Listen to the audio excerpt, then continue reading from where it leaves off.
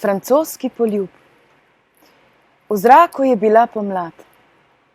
V mestu pod grajskim gričem so se meščani kot omamljeni sprehajali po ulicah in se zaljubljeno nasmihali drug drugemu.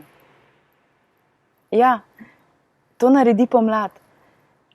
Cvetijo rože, cvetijo češnje in cvetijo zaljubljenci. V mesto pa so poleg pomladi prišli tudi Francozi. Francoski cesar Napoleon in njegova strumna vojska. Potem, ko je Napoleon osvajal širom Evrope, ga je pot zanesla tudi v mesto pod Friderikovim gradom, ki ga je slavni vojvoda imenoval za glavno mesto ilirskih provinc. S prihodom Francozov se je v Friderikovem mestu tudi marsikaj spremenilo. Francozi namreč veljajo za največje strokovnjake za ljubezenske zadeve na svetu. Najverjetneje so celo izumili ljubezen.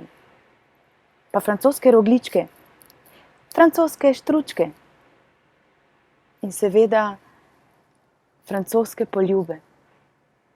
Ljubljano je torej prevzel francoski šarm. V zraku je bila ljubezen. Parčki so se skrivaj poljubljali pod mostovi in mesto je žlobodralo zasanjane francoske besede.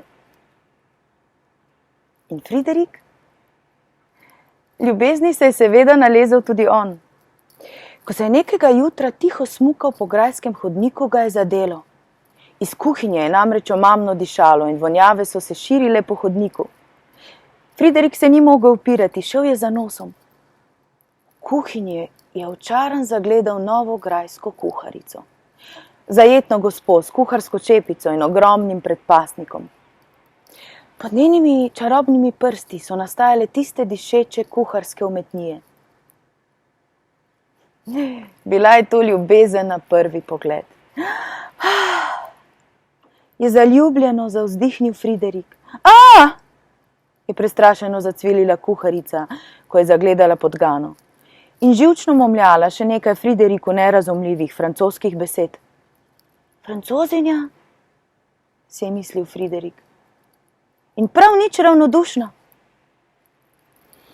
Friderik je kasneje v svoji temni grajski ječi zaljubljeno sanjal o kuharici. Njene spretne roke, pa kako se hitro vrti po kuhinji, pa njen zvonki glas, katerim živahno prepeva, medtem ko mesi testo za dišeče francoske štručke. Friderik je mislil na njo noč in dan. Ko je zaljubljenec končno zbral dovolj poguma, da izpove svojo ljubezen, se je odločno in po lastnem mnenju tudi nadvse zapeljivo priplazil do kuhinje. Njegova ljubezen je bila zaposlena s peko, ravno je mesila testo. Friderik se je skušal tiho približati.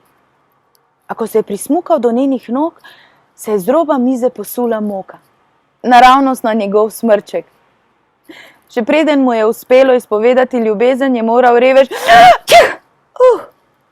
kihniti. Pri tem je kuharico smrčkom nežno požgečkal po nogi. Kuharica je glasno zacvilila in začela panično tekati po kuhinji. Lonci so bobneče padali na tla, moka je letela po zraku. Friderik je bil zaradi moke kmalu videti kot kakšna snežna podgana. Zaljubljena snežna podgana. Friderik, prepričan, da njegova ljubezen cvili od veselja, se ni pustil odgnati.